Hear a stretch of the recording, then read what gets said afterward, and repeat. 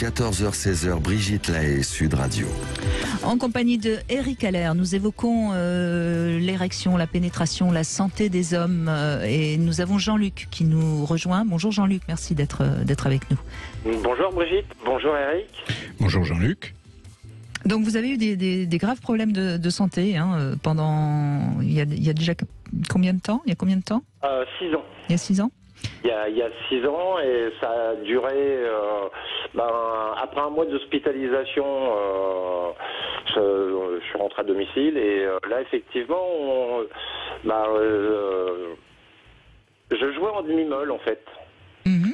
Et jusqu'à maintenant, j'avais jamais eu de soucis. Enfin, jusqu'à cette époque-là, j'avais jamais eu de soucis particuliers.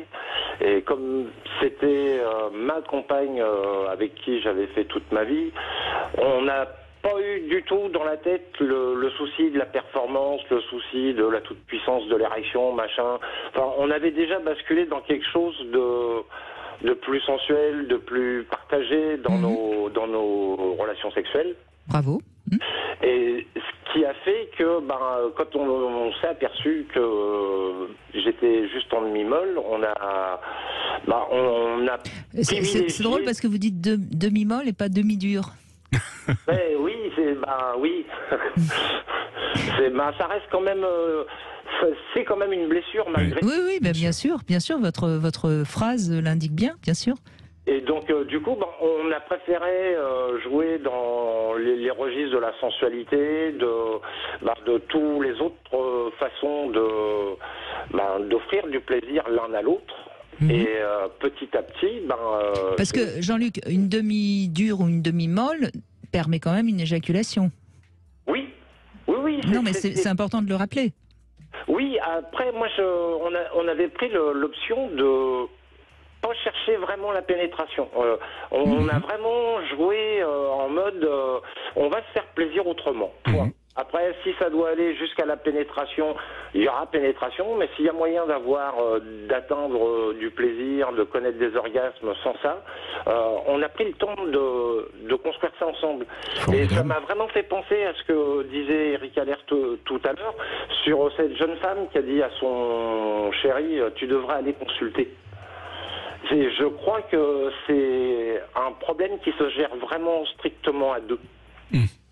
Je crois que la femme a un rôle essentiel justement en ce qui concerne la santé sexuelle de l'homme.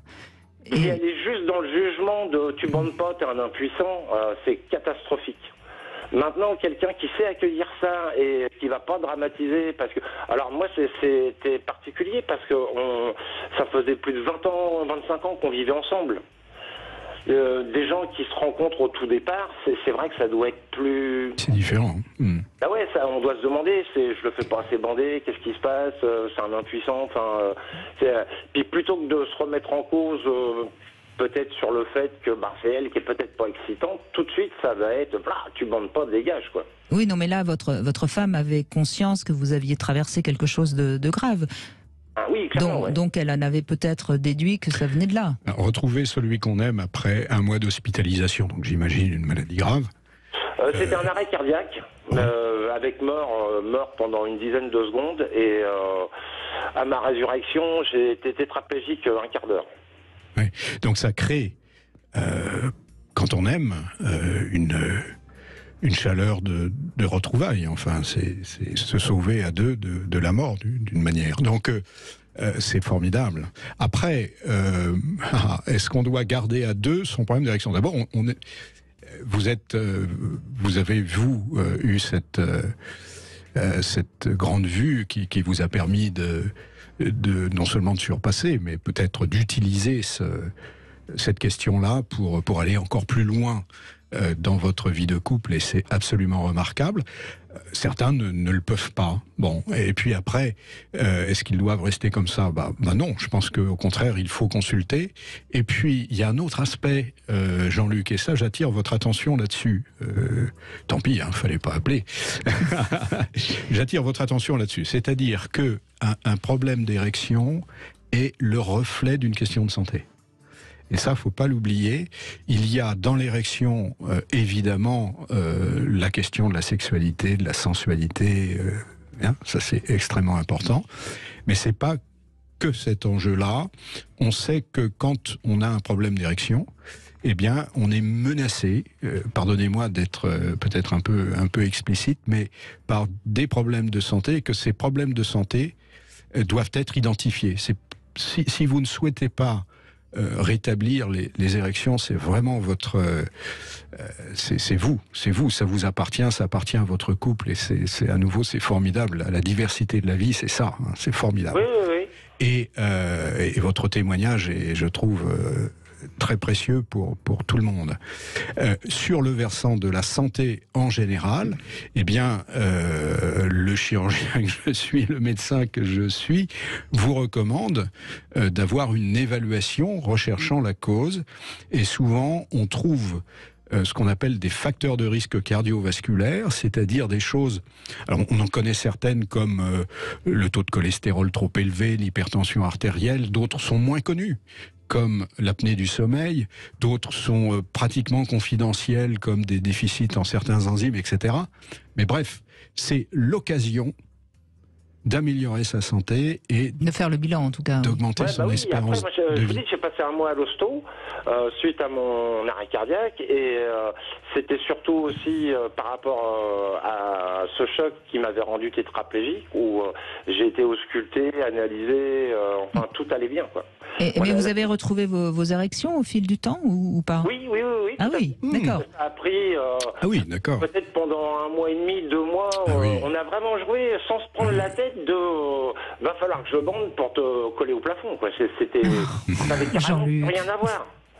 Et d'avoir découvert vraiment prendre le temps des préliminaires, de faire des préliminaires beaucoup plus longs que ce qu'on faisait plus classiquement, d'aller jusqu'au plaisir, d'aller jusqu'à l'orgasme, et puis de s'endormir même sans... Enfin, moi, je me foutais d'avoir pu la pénétrer, et elle se foutait aussi d'avoir été pénétrée, parce que il y avait une satisfaction sexuelle autre, et ça... Puis petit à petit, tout est rentré dans l'ordre, en fait, hein, c'est ça? Ouais, le fait... De se rendre compte que on peut offrir du plaisir à l'autre sans forcément avoir besoin de son sceptre, c'est vraiment c'est hyper gratifiant, et pour l'un et pour l'autre, parce que ça nous détache de ce module de performance qui traîne dans la tête des mecs en général, et malheureusement aussi dans la tête des nanas. Il y a ce côté si je bande pas, je suis rien, et si tu bandes pas, t'es rien. C'est dramatique. En tout cas, dans votre histoire, ça a dû rapprocher le couple, et ça a dû vous faire... ça a dû être une épreuve qui, au fond, a été bénéfique, j'imagine. Tout à fait. C'est un joli témoignage. On peut imaginer, Eric Haller, qu'il fallait que tout se remette en place, en fait, après cet accident cardiaque. Hein. En général, quand on se retrouve dans un état réanimatoire, l'ensemble, évidemment, de l'organisme est perturbé, et vous savez que tout l'intérieur de notre corps, en tout cas les vaisseaux qui sont partout, sont tapissés de cellules très très spécialisées qui s'appellent les cellules endothéliales, et ces cellules endothéliales sont extrêmement sensibles à toutes sortes de perturbations, le stress, la pollution, le bruit, les odeurs, mais évidemment l'hypertension artérielle, etc., etc. Bon. Et ce qui est absolument fascinant, c'est que ce même endothélium qui est semblable au niveau du cerveau, au niveau de la main, au niveau du pénis, eh bien c'est au niveau du pénis qu'il est le plus sensible. Ça veut dire que c'est l'endothélium du pénis qui va être le premier perturbé, et donc que le problème d'érection va être le tout premier signe d'alerte d'un problème de santé, comme très probablement, ça c'est moins connu, mais on peut le dire, et puis votre témoignage, Jean-Luc, je pense, permet de le penser, probablement dans cette récupération, c'est ce qui se récupère en dernier. Ce retour à la vie, probablement c'est ce qui se récupère en dernier. Oui. Donc formidable, Jean-Luc. Merci. Non, mais c'est bien, parce que c'est du coup, une fois que le pénis refonctionnait, c'est que tout à l'intérieur refonctionnait. C'est ça. Moi, j'avais confiance sur le fait que ça allait repartir. Après, le choc que j'ai eu au moment où je fais mon arrêt cardiaque et que je tombe, quand je suis arrivé aux urgences, ils pensaient que j'étais la moelle épinière était sectionnée tellement le choc avait été violent, quoi. Donc ça c'est pas... J'ai été presque aussi longtemps, je dirais, sans pénis, et quasiment sans mes 2 bras. Oui. Mais j'imagine qu'aujourd'hui, vous vivez différemment. Vous la vivez, la vie, vraiment. Oui. Et là, depuis, même, elle est partie et ça n'arrive pas à m'effondrer malgré tout ce qui s'est passé, tout ce qu'on a vécu. Non, j'ai été mort. Enfin, d'être tétraplégique un quart d'heure, je vous promets, c'est un moment, mais je me rappellerai toute ma vie de ce moment-là. On voit un corps et c'est comme si on regarde le corps de quelqu'un d'autre. On cherche pas à faire bouger ses doigts de pied, c'est les doigts de pied de l'autre. Puis en même temps, j'avais conscience que c'était mes doigts de pied que je faisais pas bouger. J'avais conscience que c'était mes mains qui bougeaient pas. Et ça a été extraordinaire. Alors oui, maintenant j'ai une vraie autre approche de la vie. Clairement, Brigitte. Eh bien, faites tout bouger alors, Jean-Luc. Merci en tout cas de votre témoignage. Joli témoignage pour commencer. Merci. En tout cas. Allez, dans un instant, on va parler de Covid et de Dick, n'est-ce pas? Trinidad, à tout de suite.